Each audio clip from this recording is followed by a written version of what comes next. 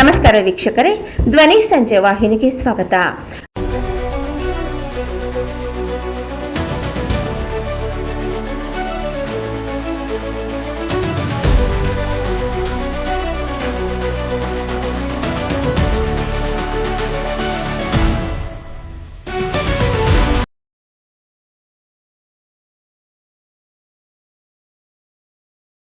ಸರ್ಕಾರಿ ಭೂಮಿಗಳನ್ನ ಉಳ್ಳವರು ಕಬಳಿಸ್ತಾ ಇದ್ದಾರೆ.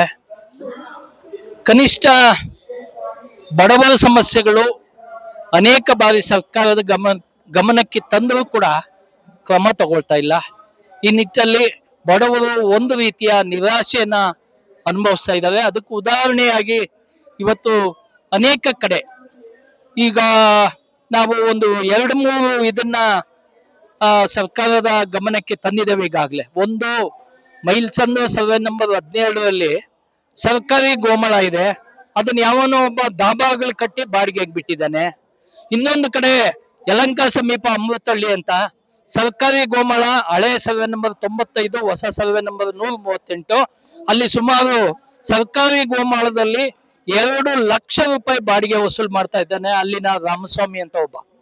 ಅದೇ ರೀತಿ ಬೆಂಗಳೂರು ದಕ್ಷಿಣ ತಾಲೂಕಲ್ಲಿ ಒಬ್ಬ ಏನ್ ಮಾಡಿದ್ದಾನೆ, ಸರ್ಕಾರಿ ಗೋಮಾಳ ಸರ್ವೆ ನಂಬರ್ 55 5 ಅಪ್ಸ್ಟೇರ್ ಮನೇನ ಕಟ್ಟಿದ್ದಾನೆ. ಅದನ್ನ ಒಂದು 10 ಸಲ ನಾವು ಡೆಮಾಲಿಷನ್ ಮಾಡಿ ಅಂತ ಸರ್ಕಾರಕ್ಕೆ ಅರ್ಜಿ ಕೊಟ್ಟವು. ಇಲ್ಲ, ಅವನು OS ಹಾಕಿದ್ದಾನೆ, ಹೈಕೋರ್ಟ್ ಅಲ್ಲಿ ಕೇಸ್ ಹಾಕಿದ್ದಾನೆ ಅಂತ. ಒಬ್ಬ ಬಡವ. ಈಗ ನಾನೊಂದು ಉದಾಹರಣೆ ನಿಮ್ಗೆ ಹೇಳಕೊಳ್ತಿದ್ದೇನೆ. ಆ ಚಿಕ್ಕಲ್ಲೂರು ಅನ್ನೋ ಕಡೆ ಸರ್ಕಾರಿ ಗೋಮಾಳನ ಕೆಲವು ಮುಖಂಡರುಗಳೇ ಲೇಔಟ್ ಮಾಡಿ 2 ಲಕ್ಷ 3 ಲಕ್ಷಕ್ಕೆ ಮಾರಾಟ ಮಾಡಿ ಆ ಜನನ 2024 ಆಗಸ್ಟ್ ತಿಂಗಳಲ್ಲಿ ಡೆಮಾಲಿಷನ್ ಮಾಡಿ ಬೀದಿಯಲ್ಲಿ ಬಿದ್ದಾರೆ.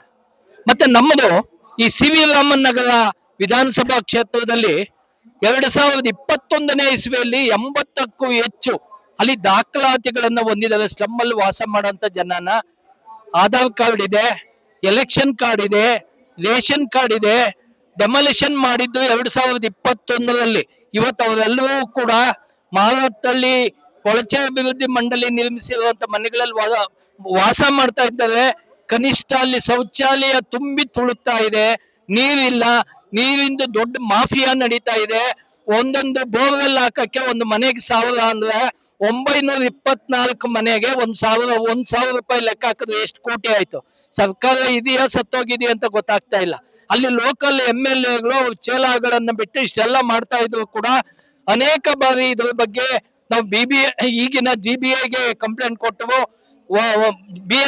BWSSPಗೆ ಕಂಪ್ಲೇಂಟ್ ಕೊಟ್ಟವು, ಸ್ಲಮ್ ಬೋರ್ಡ್ ಕಮಿಷನರ್ಗೆ ಕಂಪ್ಲೇಂಟ್ ಕೊಟ್ಟವು. ಕೊನೆಗೆ ಏನು ಆಕ್ಷನ್ ಇಲ್ಲ. ಅಂದ್ರೆ ಕಳ್ತನ ಮಾಡೋರು ಸರ್ಕಾರಿ ಭೂಮಿಗಳನ್ನ ಕಬಳಿಸ್ತಾನೆ ಇರ್ತಾರೆ. ನೀವೇನು ಆಕ್ಷನ್ ತಗೊಂಡಿಲ್ಲ ಅಂದ್ರೆ ನಮ್ಗೆ ಯಾಕೋ ಸರ್ಕಾರ ಇದೆಯಾ ಇಲ್ವಾ ಅನ್ನೋ ಒಂದು ಇದಾಗ್ತಾ ಇದೆ.